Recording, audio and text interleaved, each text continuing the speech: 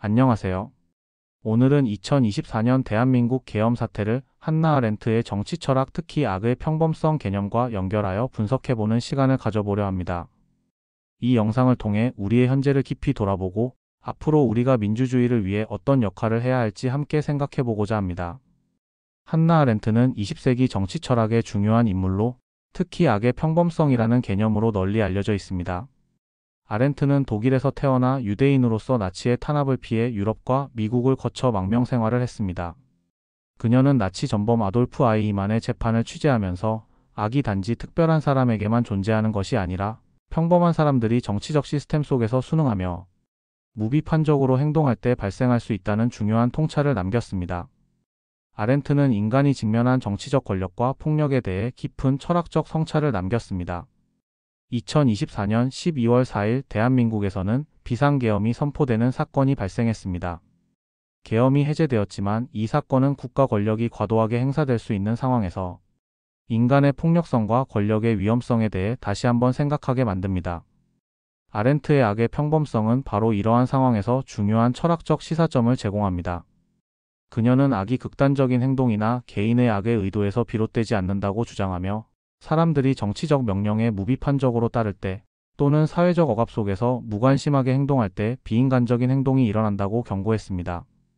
한국의 계엄 사태는 군과 정부의 권력이 통제력을 상실할 위험에 처할 때 개인들이 어떻게 비인간적인 폭력과 억압에 순응할 수 있는지를 보여주는 사례로 이해할 수 있습니다. 아렌트의 사상은 계엄이 선언되었을 때 개인의 도덕적 책임과 권력에 대한 비판적 사고의 중요성을 강조합니다. 이를 통해 우리는 사회적 상황과 권력 구조 속에서 개인이 어떻게 자신을 잃지 않고 비판적이고 도덕적으로 행동할 수 있을지에 대한 질문을 다시금 되새기게 됩니다. 이제 그녀의 생애를 간략하게 살펴본 후 그녀의 정치 철학을 작금의 비상계엄 시국 상황과 맞물려 설명해 보겠습니다. 한나 아렌트는 20세기 정치 철학에서 중요한 인물로 권력, 자유, 악의 본질 등에 대한 깊은 통찰을 남긴 학자입니다. 독일 하노버에서 태어난 아렌트는 유대인 가정에서 자라며 어린 시절부터 철학에 관심을 보였습니다. 마르부르크 대학교에서 철학을 공부하면서 마르틴 하이데거와 연을 맺었고 이후 두 사람은 스승과 제자 이상의 관계를 유지하게 됩니다. 그러나 하이데거가 나치당의 일원이었고 이는 아렌트와 하이데거의 관계를 점차 복잡하게 만들었습니다. 1933년 나치 독일이 집권하면서 아렌트는 유대인이라는 이유로 탄압을 받게 되자 파리로 망명하였습니다. 그 후 1941년 제2차 세계대전이 본격화되면서 그녀는 다시 미국으로 이주했습니다. 이때 아렌트는 독일 국적을 박탈당하고 무국적자로 지내야 했으며 미국 시민권을 얻기 전까지는 국적 없는 상태였습니다. 이러한 경험은 그녀의 철학적 사유, 특히 정치적 권리와 시민권에 대한 깊은 고민을 촉발시켰습니다. 개인적으로 아렌트는 유부남이었던 하이데거와 연인 관계를 유지했으나 그의 나치당 가입으로 인해 두 사람의 관계는 끝나게 되었습니다. 그러나 하이데거와의 관계는 아렌트에게 중요한 철학적 영향을 미쳤습니다.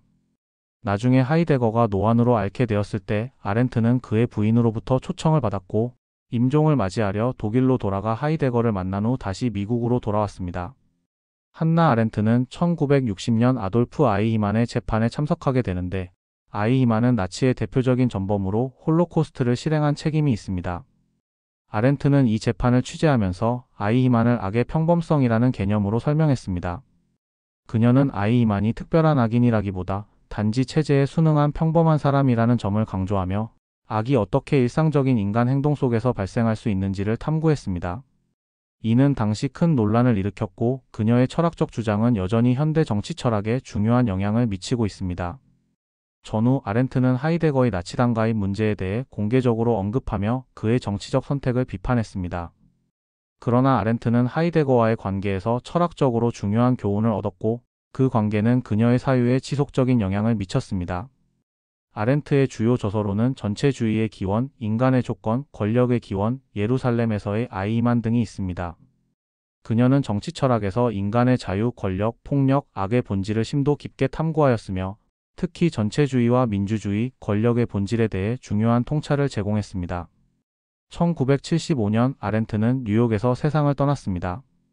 그녀의 사유는 오늘날까지도 많은 사람들에게 영향을 끼치고 있으며 정치 철학에서 인간 존재와 그 존재가 직면한 도덕적, 윤리적 질문들을 다룬 그녀의 업적은 여전히 중요한 연구 대상이 되고 있습니다. 아렌트의 철학은 단순히 학문적 성과에 그치지 않고 20세기의 정치적 격변 속에서 인간의 자유와 책임에 대한 중요한 물음을 던지고 있습니다. 이제 본격적으로 그녀의 사상을 주요 소목차로 나누어 설명해 보겠습니다. 악의 평범성. 2024년 12월 3일 대한민국에서 계엄령이 선포된 사건은 정치적, 사회적으로 큰 파장을 일으켰습니다. 당시 윤석열 정부는 여야 간 극심한 갈등 속에서 대통령 탄핵 요구가 거세지는 상황에 직면해 있었습니다. 윤 대통령은 전국의 혼란과 치안 유지를 이유로 계엄령을 선포했지만 이 조치는 국민과 국회의 강력한 반발을 불러일으켰습니다. 계엄령 선포 직후 국민들은 즉각적으로 대규모 시위에 나섰고 국회는 여야를 막론하고 이 조치를 강하게 규탄했습니다. 12월 4일 새벽 국회는 계엄 해제 결의안을 만장일치로 통과시켰으며 윤 대통령도 이 조치를 받아들여 계엄령을 해제했습니다. 계엄령은 결국 약 6시간 동안만 지속되었으나 이로 인해 대통령의 권한 남용 논란이 불거졌고 민주적 절차와 헌법 질서를 회복해야 한다는 목소리가 커졌습니다. 대한민국의 계엄 상황과 한나 아렌트의 악의 평범성은 체제 내 개인의 역할과 책임에 대해 깊이 생각하게 합니다. 계엄은 비상사태에서 군사 권력이 민간 통치를 대체하며 국가의 질서를 유지하기 위해 시행됩니다. 하지만 대한민국의 역사에서 계엄은 종종 군사 권력의 확대와 시민 탄압의 도구로 악용되었습니다. 5.16 군사정변, 12.6 사건 이후 신군부의 권력 장악, 그리고 광주 민주화 운동의 탄압 과정은 이를 잘 보여줍니다. 한나 아렌트는 나치 독일의 아돌프 아이히만 재판을 통해 악의 평범성이라는 개념을 제시했습니다. 그녀는 악이 특별한 악인에 의해 행해지는 것이 아니라 평범한 사람들이 체제에 순응하며 비판적 사고를 멈출 때 발생한다고 보았습니다. 아이히만은 유대인 학살이라는 거대한 악행에 기여했지만 그는 단지 상부의 명령을 따랐을 뿐이라는 변명을 내세웠습니다. 이는 도덕적 책임을 회피하고 체제에 순응한 결과로 나타난 악의 본질을 드러냅니다. 대한민국의 계엄 상황에서도 악의 평범성이 작동했습니다. 계엄은 명령과 복종의 체계를 강화하며 개인의 비판적 사고를 억압합니다. 군사 정권 아래에서 병사와 공무원들은 상부의 명령을 충실히 따르며 시민을 폭력적으로 진압했지만 많은 이들은 자신들의 행동이 도덕적으로 잘못되었다고 느끼지 않았습니다. 광주 민주화 운동 당시 계엄군은 무고한 시민들을 폭력적으로 진압하며 수많은 희생을 초래했습니다. 그러나 이러한 행위를 수행한 개인들은 단지 명령을 따랐을 뿐이라며 도덕적 책임을 외면했습니다. 계엄 상황은 언론과 표현의 자유를 억압하며 비판적 사고를 차단하기 때문에 악의 평범성이 더욱 강화됩니다. 개인들은 체제에 의해 도덕적 판단 능력을 잃고 상부의 명령을 따르는 것만으로 자신들의 역할을 정당화합니다. 이는 개인이 체제의 일원으로서 비판적 사고를 유지하고 도덕적 책임을 다해야 한다는 점을 강조합니다. 대한민국의 계엄 사례는 악의 평범성이 실제로 어떻게 작동하는지 보여줍니다. 단순한 체제 순응이 악행으로 이어질 수 있음을 알리고 이를 방지하기 위해 체제 내부에서 비판적 사고와 책임의식이 필요함을 시사합니다. 또한 권위주의적 체제가 악의 환경을 조성하지 않도록 법적 제도적 감시와 시민사회의 역할이 중요하다는 교훈을 줍니다. 이는 과거의 비극적 사건들을 통해 미래의 유사한 상황이 반복되지 않도록 경계해야 할 이유이기도 합니다. 2024년 대한민국의 계엄 사태는 한나 아렌트가 나치 전범 아돌프 아이히만의 재판을 분석하며 제시한 악의 평범성 개념과 여러모로 유사하게 해석될 수 있습니다. 아렌트는 아이히만을 단순한 명령 수행자로 묘사하면서 그의 범죄가 의도적 악의가 아닌 생각 없음과 타인의 고통을 상상하지 못하는 무사유에 의해 이루어졌다고 보았습니다. 이를 통해 아렌트는 악의 평범성이란 개념을 정의했으며 이는 권위에 순응하며 비판적 사고를 배제하는 것이 얼마나 위험할 수 있는지를 보여줍니다. 2024년 대한민국의 계엄령은 권력 남용과 헌정 질서 침해라는 비판을 받으며 법과 민주주의의 근간을 흔드는 사례로 기록되었습니다. 윤석열 대통령과 일부 행정가, 군 관계자들이 계엄령을 정당화하면서 내세운 논리는 아이히만의 변명과 흡사한 측면이 있었습니다. 즉 이들은 국가의 안보와 치안 유지를 위해 필요한 조치라고 주장하며 명령의 집행을 당연시했습니다. 그러나 아렌트의 관점에서 보면 이는 명령 수행자들이 명령의 부당성과 타인의 고통을 제대로 고려하지 않은 무사유의 결과일 가능성이 높습니다. 아렌트가 강조했듯이 단순히 명령에 따르며 타인의 현실을 인식하지 못하는 것은 개인의 도덕적 책임을 부정하는 것이며 이는 더 큰 사회적 악으로 이어질 수 있습니다. 대한민국에서 이 계엄 사태를 통해 나타난 행정 및 군 관계자들의 대응 역시 상투적인 규범과 관용적 논리에 안주한 사례로 볼 수 있습니다. 이는 아렌트가 비판한 상투적 언어 뒤에 숨은 현실 회피의 위험성을 상기시킵니다.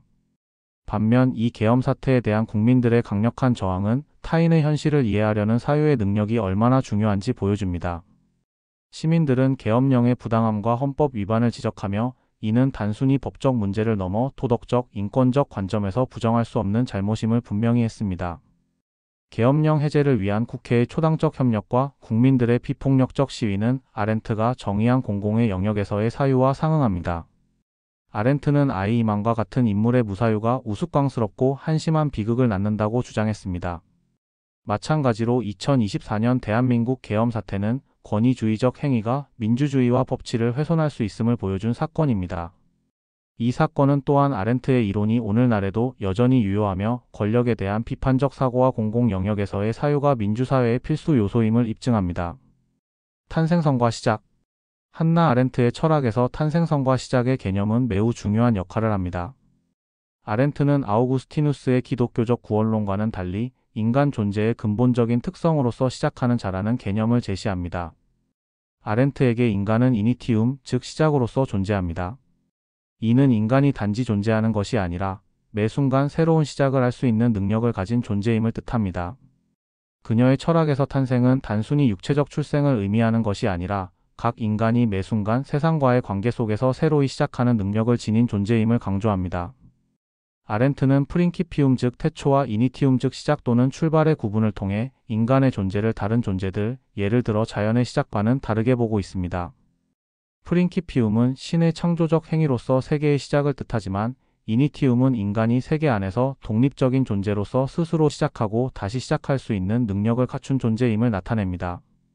즉 인간은 외부 세계의 창조 후에 태어난 존재로 세상에 왔을 때 이미 세상과 연결되어 있지만 동시에 그 세상 안에서 매 순간 새로운 시작을 할 수 있는 누군가가 될 수 있다는 것입니다.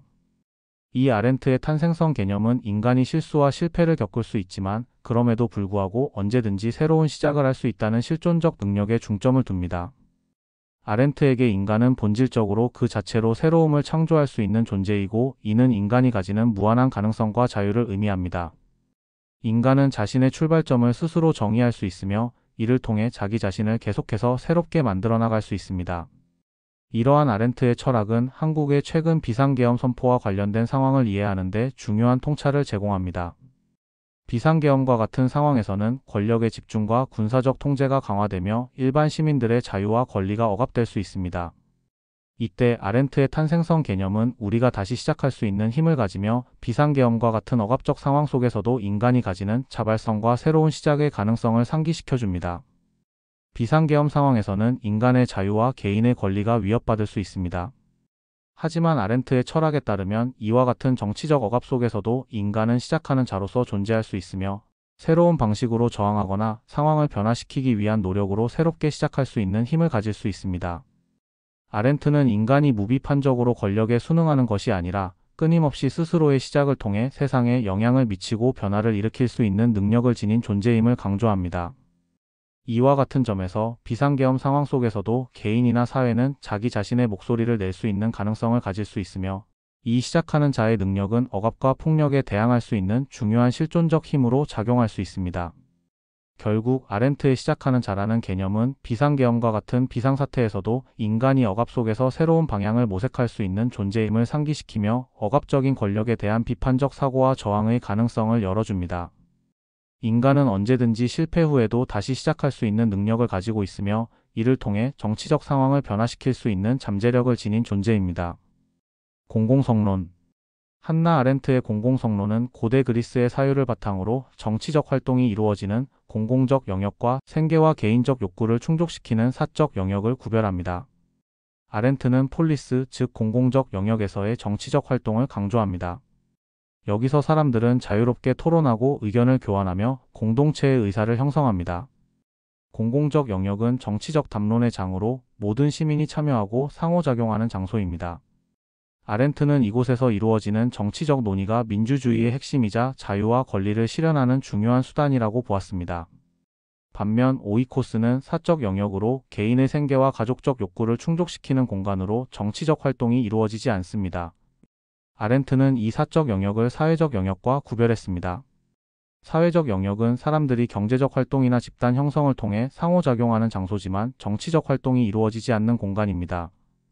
여기서 이루어지는 활동은 주로 생존을 위한 노동이며 경제적 요구와 사회적 상호작용이 중심이 됩니다.